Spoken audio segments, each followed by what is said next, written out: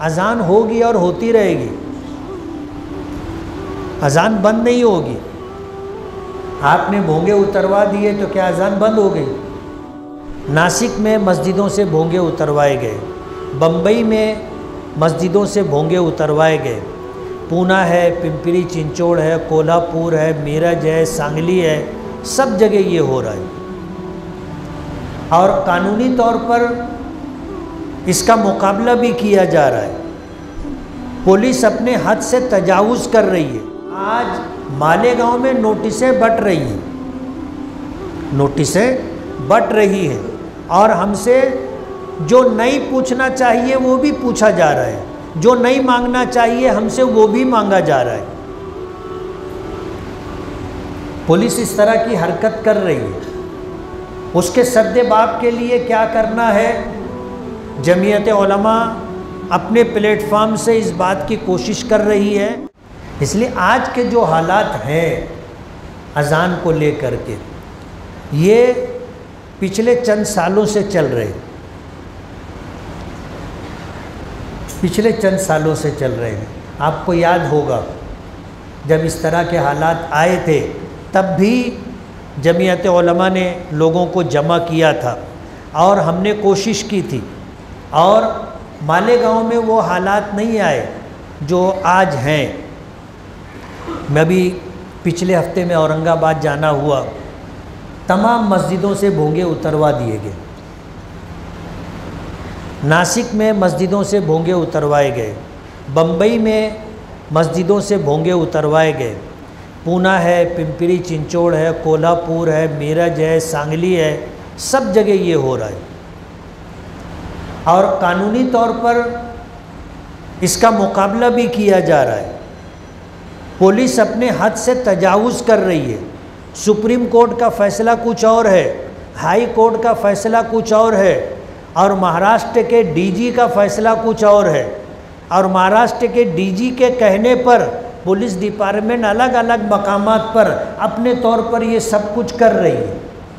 लेकिन जाहिर बात है कि ये कोर्ट का ऑर्डर नहीं है कि आप मस्जिदों से भोंगे उतार दो। अभी एडवोकेट नियाज़ लोधी साहब ने सुप्रीम कोर्ट और हाई कोर्ट के फ़ैसले पर बहुत मुख्तसर बात की। हम हाई कोर्ट और सुप्रीम कोर्ट के फ़ैसले और जो रहनुमायाना हिदायत हैं उसको हम लोग अखबारात में शाये करवा देंगे, आप सब लोग देख लोगे।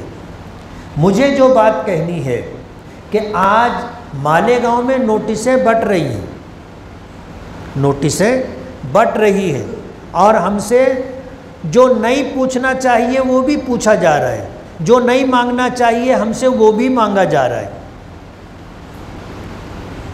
पुलिस इस तरह की हरकत कर रही है। उसके सद्देबाब के लिए क्या करना है? जमीयत उलमा अपने प्लेटफॉर्म से इस बात की कोशिश कर रही है, मालेगांव हो या मुल्क का कोई भी हिस्सा हो, अल्हम्दुलिल्लाह जमीयत उलमा कोशिश कर रही है, और हमें अल्लाह की ज़ात से उम्मीद है कि मुल्क के दस्तूर के पेशे नज़र कोई हमें इससे रोक नहीं सकता। हम कोर्ट में जाएंगे, इंसाफ मांगेंगे, और कोर्ट इंशाअल्लाह हमें इंसाफ देगी और मिलेगा हमें। अज़ान होगी और होती रहेगी, अज़ान बंद नहीं होगी। आपने भोंगे उतरवा दिए तो क्या अज़ान बंद हो गई? बम्बई के लोगों ने ऑनलाइन अज़ान का सिलसिला शुरू किया कि जब अज़ान होगी तो हमारे मोबाइल पर हम अगर वो ऐप लोड कर देंगे तो हमको अज़ान अपने मोबाइल से सुनाई देगी, और आहिस्ता आहिस्ता हर जगह ये हो जाएगा। अज़ान होती रहेगी, और माइक से अज़ान ना दी जाए ऐसा सुप्रीम कोर्ट का या हाई कोर्ट का फ़ैसला नहीं है। जो लोग सुप्रीम कोर्ट में पिटीशन लेके गए थे कि भाई ये भोंगे बंद करवाओ अज़ान के लिए, तो सुप्रीम कोर्ट ने उसमें उनकी बात सुन करके कि ये बहुत तेज़ माइक चलाते हैं, हमारे घर में औरतें हैं, बीमार हैं, बूढ़े हैं, बच्चे हैं, उनकी नींद ख़राब होती है, ऐसा होता है, वैसा होता है, जो कुछ भी उन्होंने पिटीशन में डाला था, सुप्रीम कोर्ट ने उसमें जो फैसला दिया है, जो गाइडलाइन जारी की है कि रात 10 बजे से सुबह 6 बजे तक माइक इस्तेमाल करने की इजाज़त नहीं। अब हमारी फजर की नमाज का वक्त मौसम की तब्दीली के एतबार से कभी 6 से पहले हमको अज़ान देनी पड़ती है और कभी हमको जो है 6 बजे के बाद अज़ान हम दे सकते हैं। तो 6 बजे से पहले माइक इस्तेमाल ना किया जाए, ये सुप्रीम कोर्ट की गाइडलाइन है। और फिर ये कि दिन के वक्त में 45 डेसिबल और रात में, दिन में 55 डेसिबल और रात में 45 डेसिबल आवाज़ की एक हद उन्होंने मुकर्रर की है कि आवाज़ इतनी ही रहना चाहिए। हमारी जामी मस्जिद इलाक़े गैर में, मुसलमानों के मकान नहीं है, वहाँ पर अज़ान माइक पर होती है। हमने डेसिबल मशीन ले आई कि अपनी अज़ान की आवाज़ चेक कर ले, ऐसा ना हो कि सुप्रीम कोर्ट की गाइडलाइन के ख़िलाफ़ वर्जी हो और फिर उसको उन्वान बना करके इसको फितने का, फसाद का ज़रिया बनाया जाए। हमने पुलिस स्टेशन से परमिशन भी ले लिया, जैसा कि सुप्रीम कोर्ट की गाइडलाइन है कि माइक इस्तेमाल करने के लिए आपके पास NOC चाहिए, परमिशन चाहिए, तो हमने परमिशन भी ले लिया और आवाज़ की जो लिमिट सुप्रीम कोर्ट की गाइडलाइन के हिसाब से है वो भी हमने रख ली। और हमें ये अंदेशा था कि कहीं ऐसा ना हो कि ये मसला हमारी मस्जिद से शुरू हो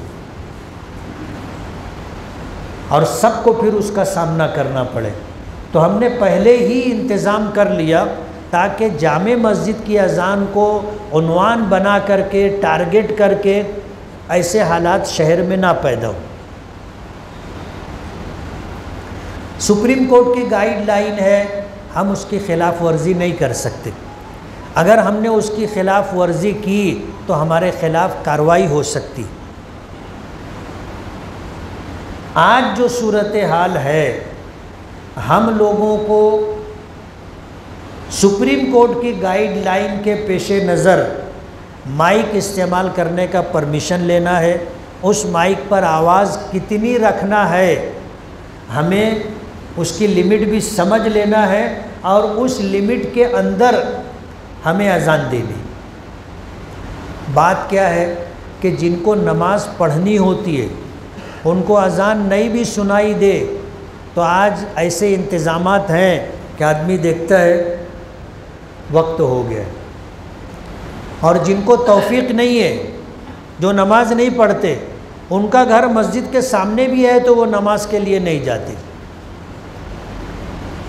इसलिए इतनी ज़्यादा आवाज़ रखना कि हमारे ख़िलाफ़ कार्रवाई हो, इससे हमें हर हाल में एहतियात करनी पड़ेगी।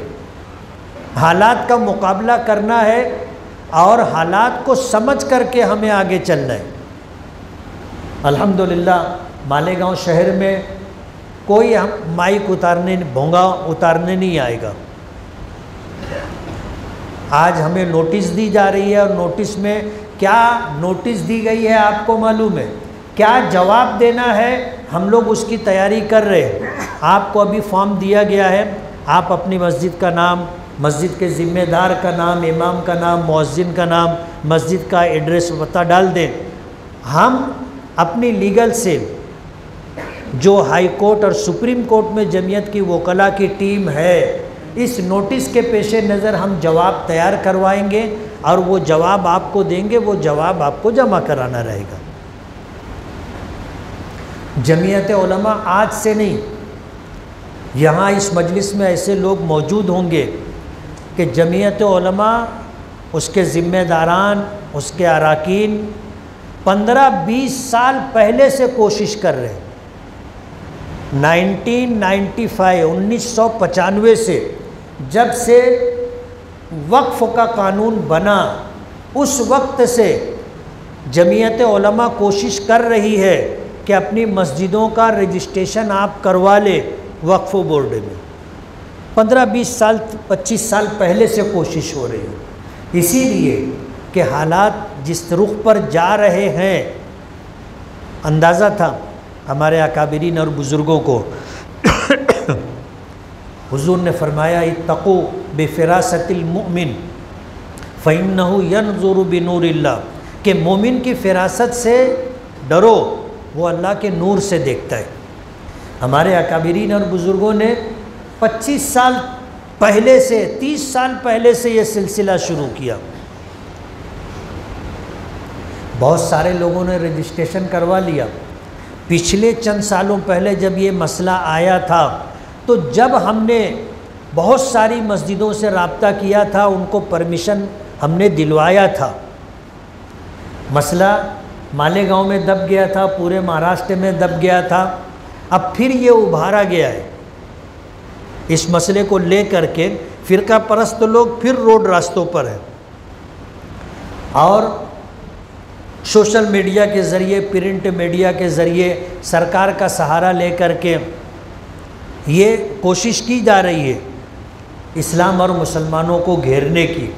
आज अज़ान का मसला है, यूपी वगैरह इलाके में मस्जिद के बाहर रोड रास्तों पर नमाज़ पढ़ने की इजाज़त नहीं,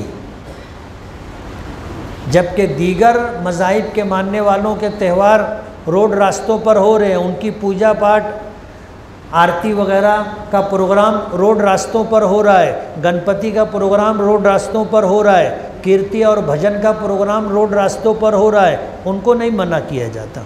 मुसलमान रास्ते पर नमाज नहीं पढ़ सकता। ये है, कानून तो सबके लिए है ना। कानून के रखवाले अगर ऐसा भेदभाव करेंगे कि सिर्फ नमाज को टारगेट करेंगे और सिर्फ मुसलमानों को टारगेट करेंगे, तो ये तो गलत बात है। और इंसाफ पसंद हिंदू भी इस बात को महसूस कर रहा है और सोशल मीडिया पर आप उनकी आवाज़ सुनते होंगे।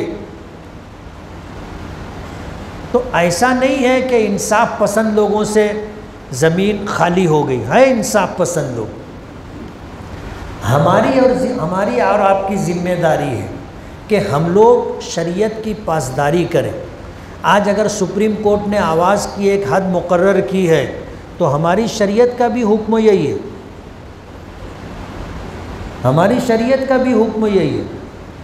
अइम्मा किराम के लिए हुक्म है कि वो अपनी आवाज़ जब इमामत कर रहे हों तो एतदाल के साथ अपनी आवाज़ क़िरात करें, एतदाल के साथ।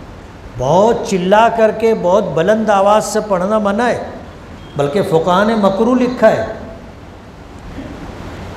अपनी जितनी ताकत है उसमें दरमियानी दर्जा एतदाल के साथ इमाम को हुक्म है कि वो तिलावत करें। जहाँ तक आवाज़ जाएगी वो लोग सुन रहे हैं, पीछे वालों तक आवाज़ नहीं जाएगी, उनको खामोश खड़े रहने का हुक्म दिया गया।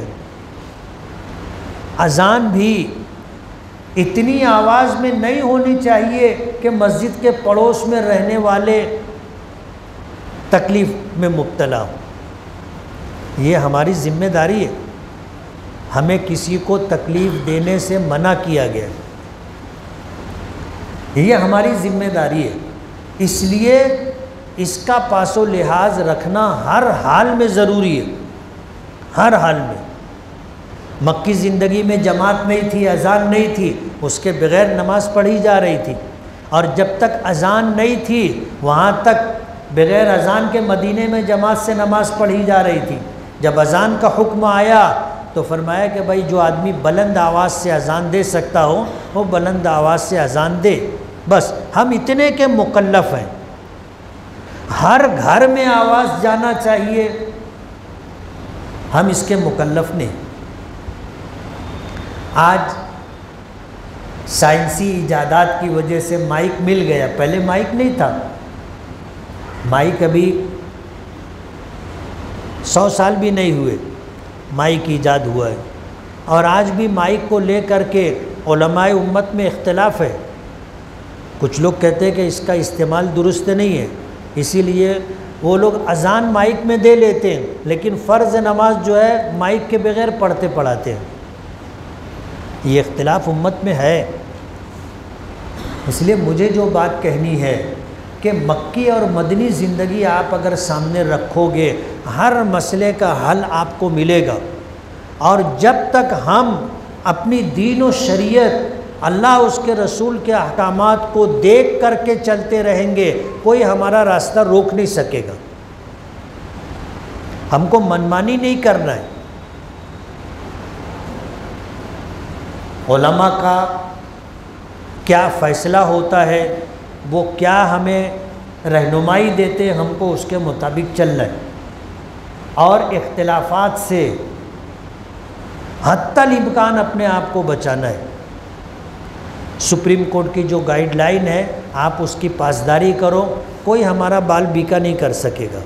और अगर कोई अपनी हद से तजावुज़ करेगा, जमीयत उलमा है, दीगर मुस्लिम तंजीमें हैं, इंशाअल्लाह आपको इंसाफ दिलाएंगी। इसलिए मायूसी की बात नहीं है। अभी आपको फॉर्म दिया गया, आप भर के दे दीजिए। जिन लोगों को नोटिस मिली है या मिलेगी वो जमीयत से रब्ता करें, उनको क्या जवाब देना है वो जवाब दे दिया जाएगा। मस्जिद के ज़िम्मेदारान अपने यहाँ अगर माइक अजान के लिए इस्तेमाल करते हैं तो उनको इस बात का लिहाज रखना है कि सुप्रीम कोर्ट ने हमारे लिए आवाज़ का जो मेयार और पैमाना तय किया है, हमें उसका पासो लिहाज करना है। डिसिबल चेक करने का आला दफ्तर जमीयत उलमा से रुजू करके हासिल किया जा सकता है, कल दफ्तर में आ जाएगा। इसी तरह नोटिस मिलने पर फॉर्म भरने के लिए ही फॉर्म भरने के लिए भी दफ्तर से रुजू किया जा सकता है। तो हम आप के साथ हैं और जमीयत उलमा इंशाअल्लाह आपकी कानूनी तौर पर, शरई तौर पर रहनुमाई करेगी। बस आपसे गुजारिश है कि इत्तेहाद और इत्तेफाक बाकी रखते हुए शरीयत की भी पासदारी करें और कानून की भी पासदारी करें।